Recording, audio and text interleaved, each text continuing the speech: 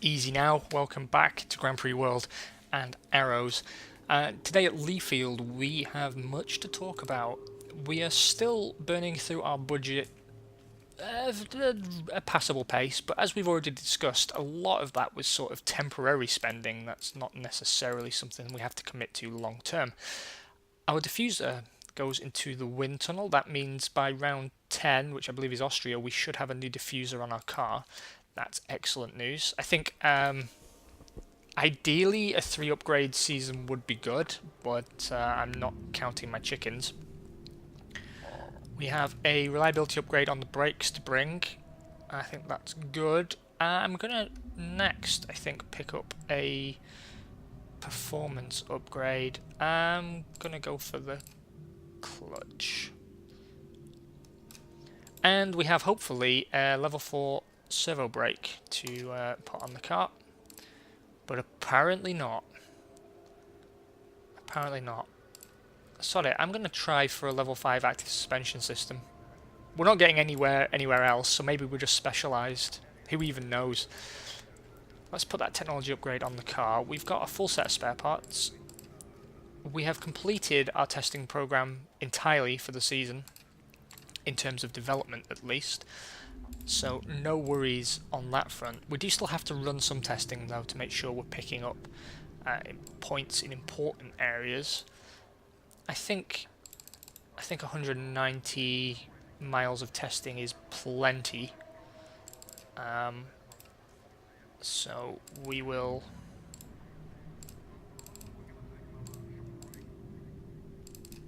set it up like that, I think. Smash that out of the park. And then we'll throw some points on things. Nice. So, car 1's picked up some damage. That is unfortunate, but seems to have been the theme of the season, really. Giancarlo Fisichella having a worrying finishing record, actually. I'm starting to feel glad that he's leaving the team. Now, I know we've had Deniz go through the same thing, and we stuck by him, and he's sort of come good. And he's come really good, actually, this year. I think he's been astonishing. I don't have the same affection or patience for Fisichella, given that we're paying him instead of the other way round. And I don't think Deniz was ever quite this bad in terms of non-finishing. I know we had a reliability problem on the old Peugeot unit back in 2000, I think it was. Or, yeah, 2000 it would have been. So we knew we had some problems with heat tolerance in the engine, and that was causing some DNFs, but Deniz never suffered like this. Never. All our agreements are being boosted with extra bonus features. That's all very sexy. I'm sure you'll agree. We've maxed out our Ford power plant deal, so no guys are left on there, but we will still bring them along to VIP situations occasionally. We're going to go chasing after Parmalat next, I think, after we get Castrol's signed up, hopefully. And that should complete our sponsor package for the season. What I might do, actually, is begin to move the bonus chasers over. I don't think we need 20% of our staff to secure a guarantee for Mobile 1 now. And again, I don't think we need 20% of our staff to get a guarantee there. So let's pop over to Parmalat, knock on their door, see if they want to come out and play. Over in Sponsorland, we'll drop Danka PIAA. We will bring back Murano, bring back Ford, and bring them along to this particular party.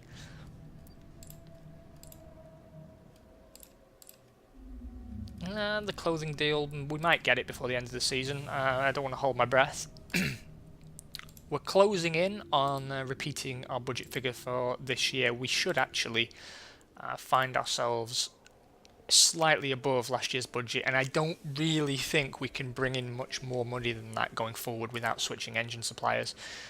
It might not necessarily be a requirement, especially because of the Deniz dollars, but you'll see that we are actually spending more than we're bringing in now because of our wage budget and the operating costs of the factory.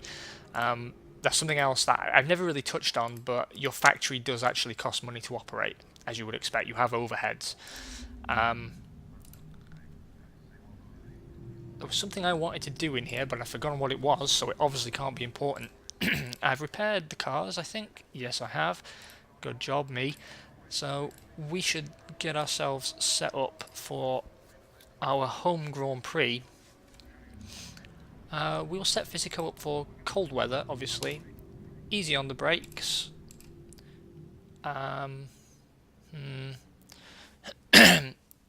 Yeah, I think I won't favour anybody here, and give ourselves a good chance, I hope, of a strong double finish for once.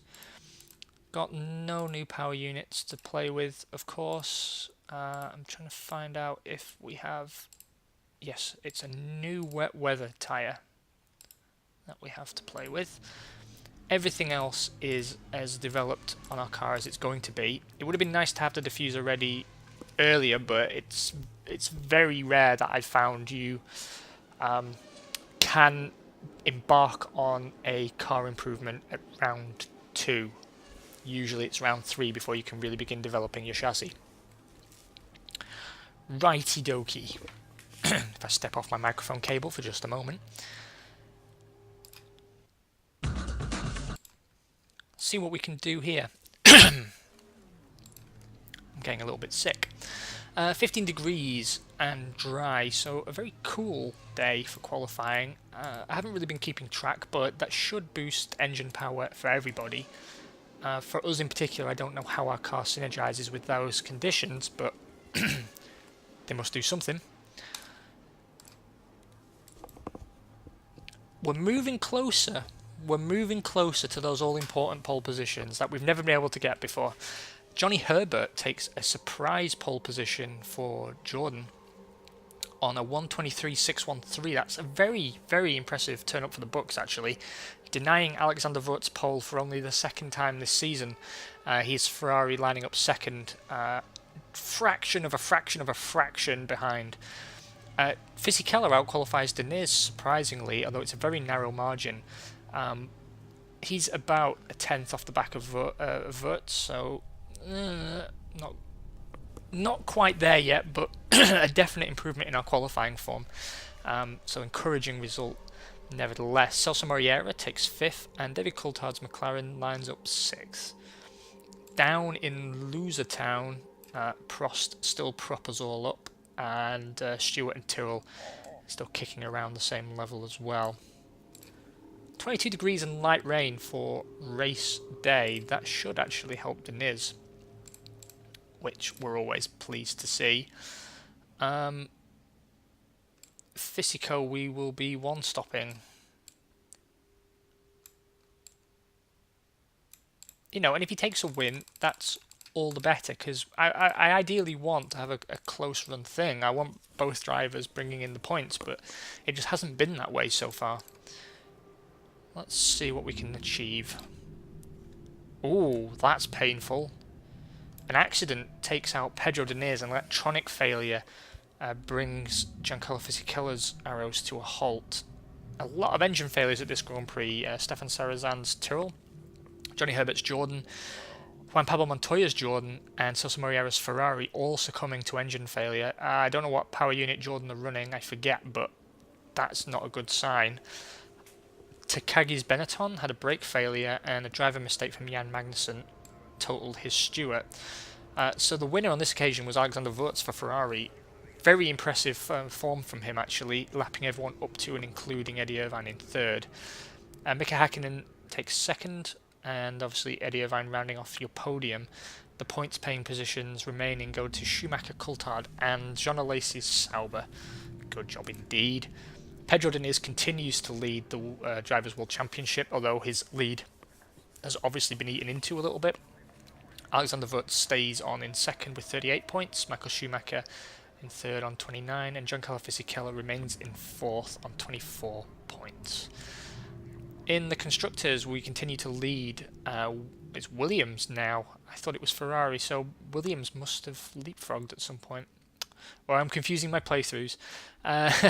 However, we have 87 points to Williams 49, so nothing to worry about there. Double DNF is a worry, but what are you going to do? We have a guarantee in place with Mobile One. That pleases me greatly. I'm going to drop a TV Advantage deal on the Parmalat deal, simply to try and tie it off early. Over here, I'm going to begin spreading guys out a little. Spread our wings, as it were, metaphorically speaking. Murano will still be coming to our Grand Prix, as will Parmalat and Castrol. So that's all looking very good. We're bringing Murano just to try and get this guaranteed, make sure we get all the cash monies that we can. I'm a bit concerned that the Castrol deal isn't moving along given the people they're dealing with, but whatevs. Over in commerce, I think we could stand to hire some more hands, fill up that factory, and in construction as well, why not? Right then, in the design studio we have completed our diffuser. That brings us up to 72% of our handling potential. Obviously, again, another year we're not going to hit 100, but we really don't need to. There is such a thing as going too far in your development of a car. Even at this level, and even with the success that we've enjoyed, you've got to prioritize how you spend your resources. You've got to always spend your resources in a smart way that makes sense. And that's something that doesn't change as time passes. Just because we're rich doesn't make a bad investment any less bad. Yeah, of course we didn't get anything from that.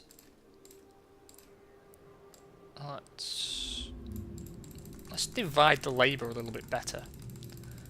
I think 40% is 45 apiece is plenty. Right, those 45 are going to sit there until we've completed a nice bit of testing. Everyone loves a bit of testing. So, I think that looks pretty good to me. How much is this costing? Quite a bit, actually. I'm going to round it up to 200 miles of testing now, just to make sure we get what we need. So we have another upgrade to bring, in this case another new front wing, so we will put that into development straight away. We will bring our performance upgrade to the car as well, and then it's a case of dropping those research points. Yeah, just making sure everything's where it needs to be so we get maximum benefit. There's nothing more annoying than spending those points and realising that they had nowhere to go because the bars they were attributed to were already full. So always remember to keep an eye out for that as well. So,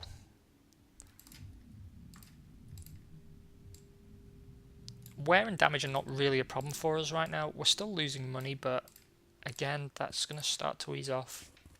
No need to concern ourselves.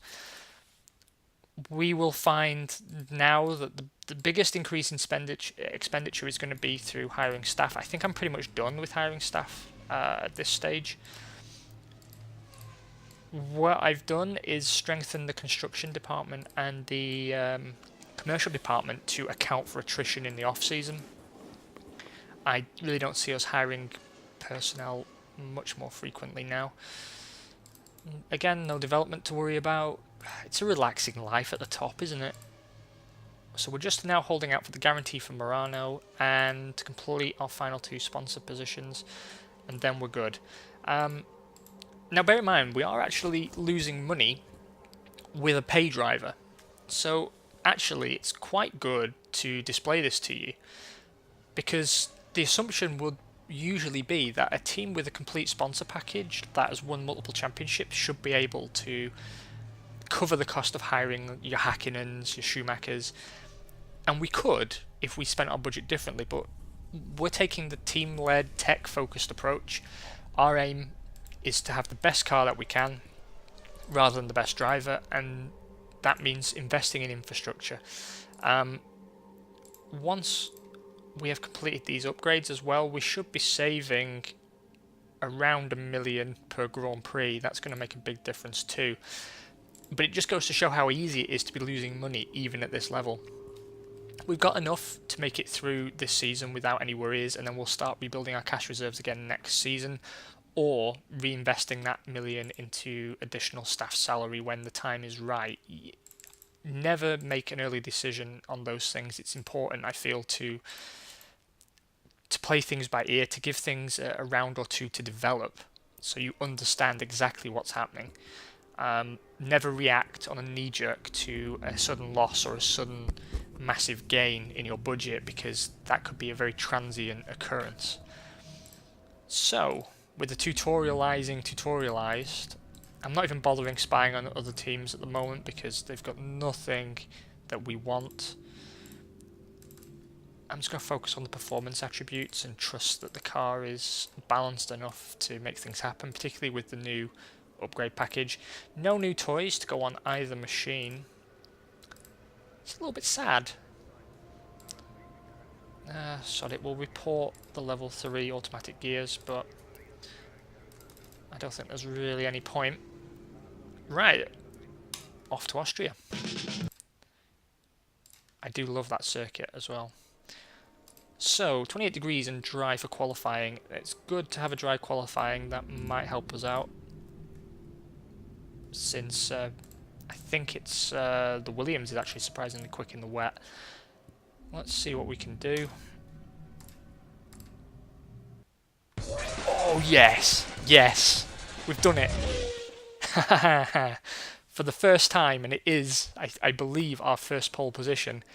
Giancarlo Fisichella takes our first ever pole position, if my memory serves. I don't think we've had a pole before. On a 111.384, that upgrade package has really worked for him.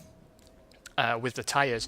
It seems Deniz is having trouble activating the tyres, and he had a very poor qualifying session, lining up 8th. That's half a second off the back of Fisichella. But see, this is the benefit of a split strategy. I mean, you can never really be sure in advance how things are going to work together, particularly when you're not directing the session manually from the pit wall. Nevertheless, that was one of my goals to tick off for this season, if it was possible, and it is possible. It seems that the upgrade is working very well with the driver, working well with the rest of the car, working well with that particular compound of tyres on this circuit. We might find Deniz gets one next time, we might find we don't get another pole position the rest of the season, but I'm happy that, aside from hopefully a win in the next stage, we've managed to pick up a pole, and we are far and away the strongest performing Goodyear team, so it seems we're carrying their development on our back. Shame we're switching to Bridgestone. Alexander Wurz lines up second on a 111.422, pipping Johnny Herbert and his Jordan, who put in a pretty impressive 111.456. Wurtz's teammate Celso Moriera lines up fourth on a 111.622. I still think if we'd signed Moriera for, again, a fraction of the cost of Wurz, he would have been a very passable driver. But, you know.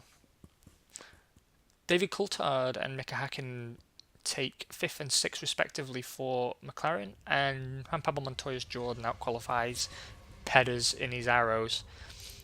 23 degrees and cloudy for a race day. We're keeping Fisichella on the hard tyre, obviously. Fresh boots for him. He'll be running a 36-35 split. Hopefully he doesn't bin it into the wall. Deniz, of course, 2-stopping because of the softer compound, and we'll be running him minimum fuel, so no extra fuel to push with, but the car's as fast as it can be while maintaining a sort of balance on engine wear. And fresh boots for each stint. Grip levels aren't looking fantastic, but they will improve over the duration of a race, which should allow Deniz to make some gains. It's also cloudy, so track temperature may drop. That's not great for tyres, but it is good for engine power, so it's all to play for.